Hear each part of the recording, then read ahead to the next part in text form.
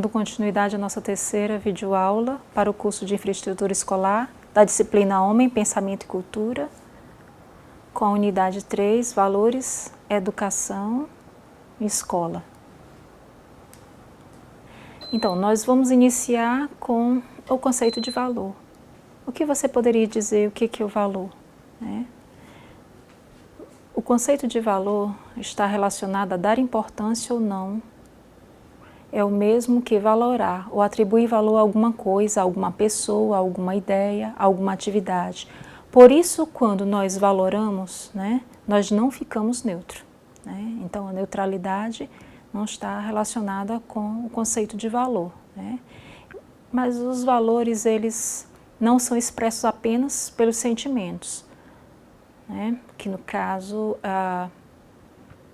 está ligado aos valores estéticos, como nós sentimos o mundo, o modo como entende, como devem ser as relações entre as pessoas, já é ligado aos valores morais, bem como suas posições em relação à vida pública, que são o que nós chamamos de valores políticos. Nós vamos trabalhar um pouco mais essa ideia desses valores. Então, na questão dos valores estéticos, vamos imaginar aqui uma rosa, uma pessoa que a gente considera bonita. Então, nos valores estéticos, diz respeito à afetividade e à sensibilidade, à percepção e ao sentimento das pessoas em relação às coisas, ou às outras pessoas ou às ideias. Isso varia então, Pensarmos uma coisa bonita, uma pessoa bonita, varia de acordo com essa sensibilidade, com essa afetividade, esse sentimento com relação às pessoas, a ideia estética dessa pessoa, do que é bonito. A expressão em signos que afeta a sensibilidade humana, nós chamamos de arte. Então, através da arte, nós expressamos em signos nossa sensibilidade. A arte é o elemento cultural criado para manifestar esses valores estéticos. Então, é através da arte que nós nos expressamos no mundo, o que sentimos, o que vemos, o que queremos mostrar, através de imagem de signos. Essa valoração estética está ligado a o que nós aprendemos em sociedade. Toda a questão do valor está ligado a o que nós aprendemos na nossa cultura. E posteriormente nós podemos ampliar isso, mas inicialmente nós aprendemos em meio à nossa sociedade. Tem uma valoração também ética. Vamos imaginar agora crianças bem esqueléticas, pedindo o que comer. Vamos imaginar uma pessoa dentro de um rio, num barco, e o rio lotado de lixo. Qual é a relação dessas imagens com a valoração estética, no caso ética? O comportamento considerado correto para a vida social é chamado de moral, e a valoração da moral é chamada valoração ética. Então, quando vimos essa imagem de crianças esqueléticas pedindo o que comer, isso está ligado a o que nós podemos falar de valor moral de acordo com o que nós aprendemos na sociedade. Nós podemos fazer um pré-julgamento dessa imagem, no sentido de que há pessoas que passam fome, por isso que pessoas que pedem alimento, e essa valoração moral é chamada de ética. Heteronomia é quando você obedece às normas e valores morais definidos à revelia de sua vontade e consciência. Muitas vezes nós não concordamos com valores morais na sociedade, mas nós obedecemos às normas, porque nós aprendemos em sociedade isso, Mas muitas vezes algumas questões a gente não concorda, mas segue, de acordo com as normas sociais. Um outro conceito importante dentro dessa discussão é de autonomia. Quando você obedece sua própria vontade, sua consciência, Isso é ser autônomo. Mas isso não significa agir à revelia dos outros, né? Autonomia, quando nós agimos com consciência, sabendo o que nós estamos fazendo, né? Por isso, nós não necessariamente devemos agir indiferente aos outros, né? À revelia dos outros. E um conceito importante também é esse de moral. O que é moral, né? É um conjunto de regras e valores sociais que organiza e orienta o comportamento e a ação dos indivíduos nas relações sociais. Nós somos frutos da sociedade e, nesse sentido, da nossa cultura, nesse sentido, nós temos valores morais, né, que podem variar de acordo com cada sociedade, né. Há também a valoração política, né. Então, nessa valoração política, temos dois conceitos importantes, que são, né, de cidadão e de cidadania. Então, o que podemos falar a respeito, né, disso, né? Cidadãos são indivíduos que compartilham um território e vivem nele organizados sob certas leis que os protegem e garantem certos direitos. Aquele que participa da vida pública e do Estado e, portanto, compartilha de direitos e deveres. Isso está ligado à ideia de cidadão. Cidadão está ligado, então, a direitos e deveres e participação na vida pública, né? E de cidadania está relacionada à condição de ser cidadão. Então, quando nós somos cidadãos, né, nós estamos exercendo a nossa condição de cidadania, né? E nessa dimensão política é importante a gente fazer uma reflexão sobre essa ideia de igualdade de direitos, né? Que é um primeiro valor, né? Igualdade de direitos. E nessa igualdade de direito nós temos um importante conceito, né? Que é o de Estado, né? Que está ligado a um conjunto de instituições, que compreende território, leis e instituições públicas, né? Então, é o Estado que garante essa igualdade de direitos, né? E o governo são esses representantes, né? Que ocupam o comando do Estado, né? São um grupo de pessoas que ocupam o comando do Estado. Então, o governo varia de época por época. No caso nosso, né? A partir de cada eleição, né? O governo pode variar, né? Política de educação inclusiva. A nossa escola tem, essa é uma questão importante para ser pensada, não é? E quais os valores que a orientam, né? Isso é interessante a gente perceber nessa questão da inclusão, né? Já que é igualdade para todos, né? E ter o acesso de todos à educação. Então, para que todos tenham acesso, precisa ser uma educação inclusiva, não uma educação exclusiva. Nessa unidade também nós vamos fazer uma discussão sobre escola, valores e cidadania, né? E nessa discussão nós não podemos deixar de pensar, refletir sobre a educação valorada como mercadoria. Dentro da nossa sociedade capitalista, onde tudo vira algo para compra e venda, né, a educação também ela tem se mostrado com essa marca, né, de mercadoria. Mas essa é a nossa educação, essa é a educação que queremos como mercadoria, como algo que compra e vende, né? Se essa educação ela for voltada para ser uma mercadoria, só alguns podem comprar, então, não? Ela seria uma educação inclusiva, né? Então, o direito à educação, ela passa por o acesso à escola pública, ou seja, o acesso àquelas pessoas que não podem pagar uma educação, né? No caso, uma educação no sentido restrito, de escolarização, né? De um acesso a pessoas que têm que pagar uma escola para ter esse direito à educação, né? Mas no nosso país existem escolas públicas. Isso não acontece em todos os lugares, né? E em todas as fases escolares, né? Há países onde a escola pública é só em algumas séries, né? Não é como nós que temos desde a infância até ao ensino médio, ao ensino superior, no caso, essa escola pública. Por isso é importante a defesa da escola pública como a escola que garante essa inclusão. Então, dentro dessa discussão de direitos à educação, há uma discussão sobre competências, né? E nessa discussão sobre competências, o que são essas competências, né?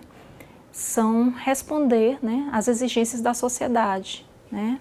No caso, a escola tem que preparar pessoas para o mercado de trabalho, né? E nesse caso, se não tivermos essa competência, não podemos, no caso, competir, se essa for a intenção da escola que queremos construir, né? Uma escola para o mercado de trabalho ou apenas para o mercado de trabalho? Essa é uma discussão que a gente precisa pensar, né? Nossa escola está sendo só para inclusão no mercado de trabalho ou uma escola que trabalha a educação no sentido mais amplo, né? No sentido de um desenvolvimento integral do ser humano e também para o trabalho, né? E uma outra questão importante nessa discussão é da educação globalizada, né? Que educação nós queremos, né? Essa educação globalizada no sentido de uma educação que nós temos acesso a diversas culturas, né? Uma educação que está conectada às outras exigências do mercado de trabalho, também globalizado, né? E há uma discussão falando sobre flexibilidade no trabalho. Essa é uma discussão muito interessante, né? Que ela exige de indivíduos, né? Exige indivíduos com iniciativa e responsabilidade sobre o que fazem. Só que nessa discussão de flexibilidade do trabalho, além disso, dessa exigência, a flexibilidade no trabalho dentro de uma disciplina, inclusive, que é a Sociologia do Trabalho, que eu ministro, nós refletimos que essa exigência do mercado, ela exige essa competência das pessoas, mas ela não traz a questão do pagar a mais sobre essas diversas competências que essas pessoas são exigidas, né? Há uma flexibilidade para o fazer o trabalho, mas em contrapartida você não ganha mais por fazer diversas ações no seu trabalho, além daquelas que você foi inserido no trabalho, né?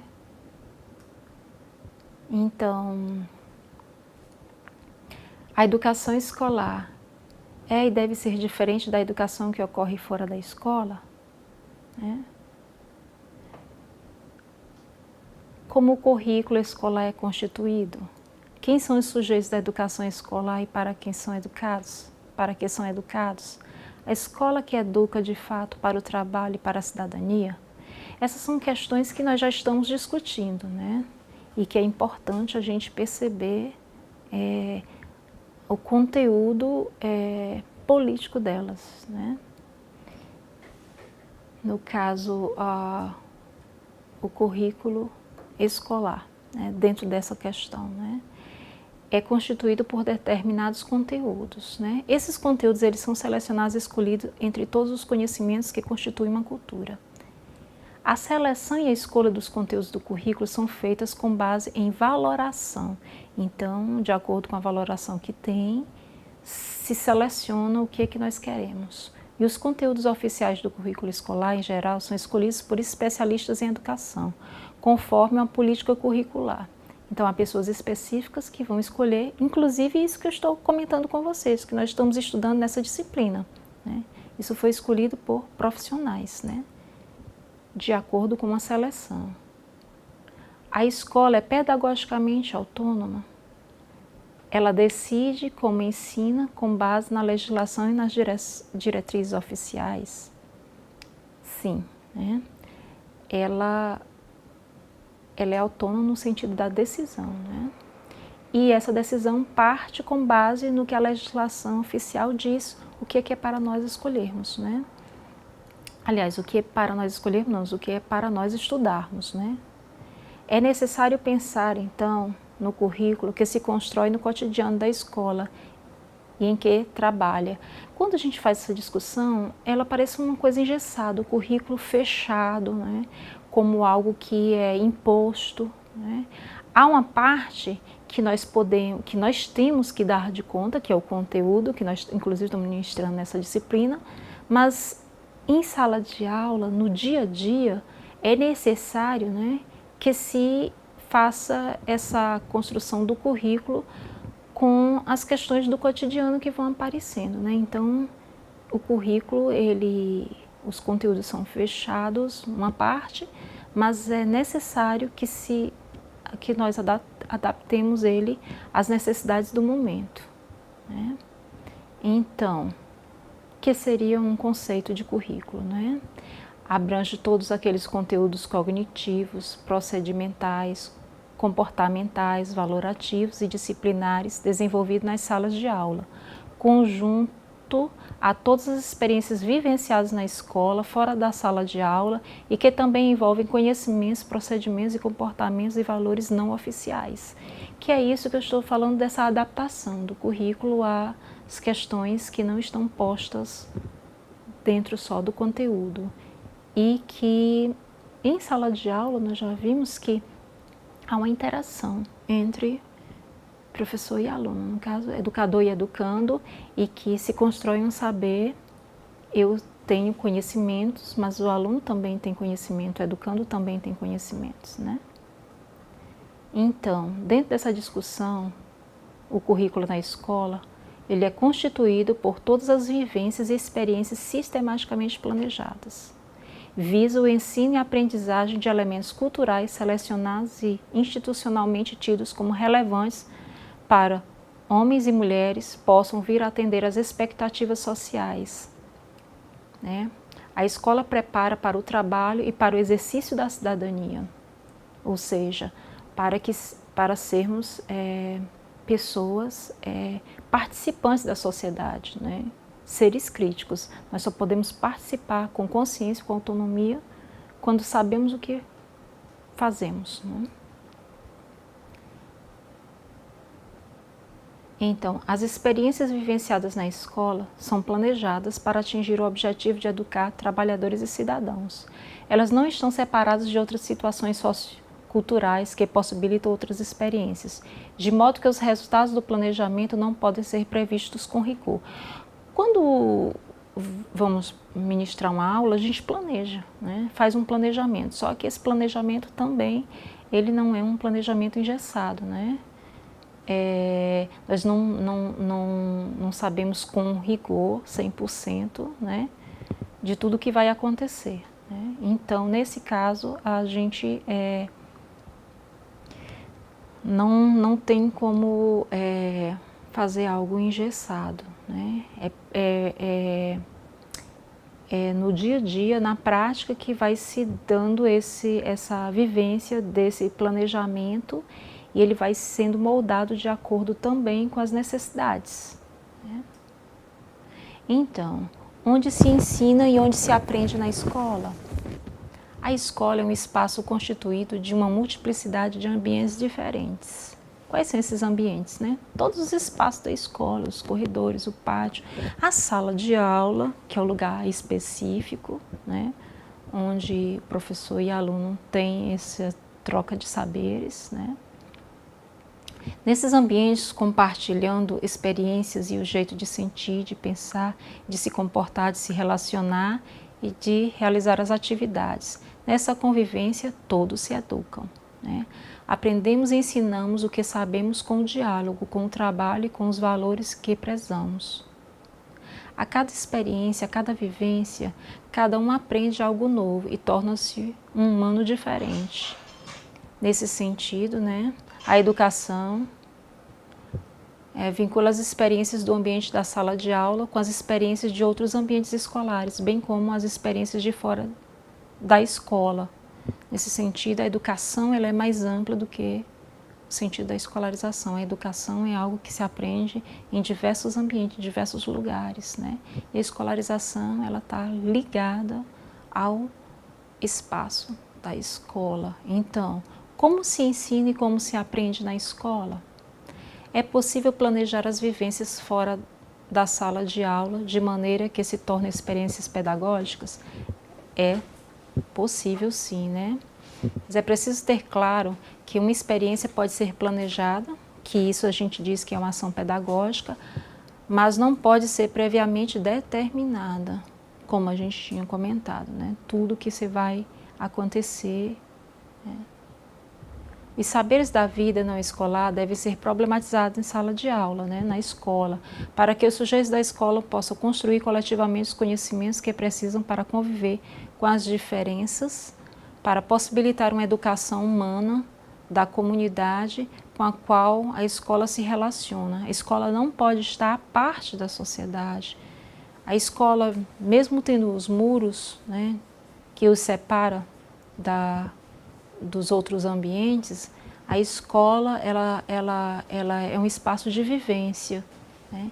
E nesse sentido nós trazemos de todos os outros lugares, de todos os nossos ambientes, dos que nós participamos, experiências, tanto da família, quanto se você for participante de alguma religião, de alguma igreja, tanto quanto aqueles que não têm também, têm suas vivências com um grupo, por exemplo, de mulheres, com por exemplo, sindicatos ou diversos, né?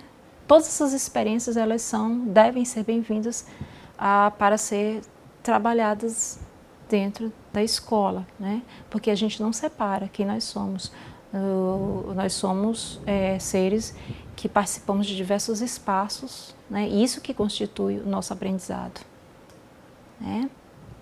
Além do ler e do escrever, vivenciamos também o falar e o escutar em sala, né?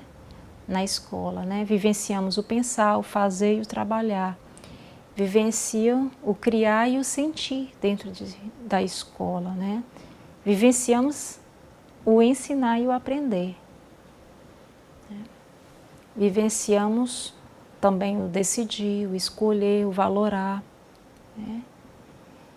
Na escola vivenciamos o mundo próprio, o mundo dos outros e que compartilham, que pensam, que imaginam, que planejam, projetam, criam outros mundos possíveis, juntos no diálogo. A ideia do diálogo ela é fundamental no fazer, no processo de educação, né? Porque no diálogo há uma comunicação. Eu falo contigo e você fala comigo, eu te escuto e você me escuta. Né? Como se ensina então na escola? Pelo exemplo prático se ensina, pela vivência observada e compartilhada com os outros, intencional ou espontânea, pela transmissão de conhecimentos prontos, disponíveis e já produzidos pela humanidade, intencional alienadamente, como são os conteúdos, né? Que é intencional, que nós estamos trabalhando, pela investigação, pelo diálogo, e como se ensina na escola pela experiência prática, planejada, vivenciada e pensada por todos e para todos. Na escola, então, quem ensina e quem aprende na escola? Como os indivíduos ou os grupos de indivíduos se posicionam nas práticas escolares? Como são valorizados e quais são os seus próprios valores?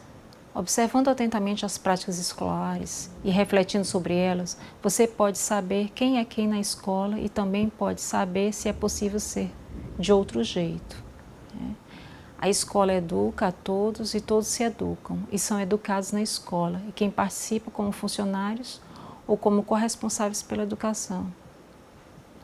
Na escola, todos educam a todos e por isso têm responsabilidades pelo que fazem em relação à humanidade. Nesse processo da escola, há uma educação ampla, né? não só dentro de sala de aula, ao sair, ir para o pátio, ao ir na biblioteca, no refeitório. Todo esse processo é um processo de aprendizagem. Nós temos interação com o outro e, nesse sentido, é possível aprender e o ensinar. Então, finalizamos a nossa terceira unidade.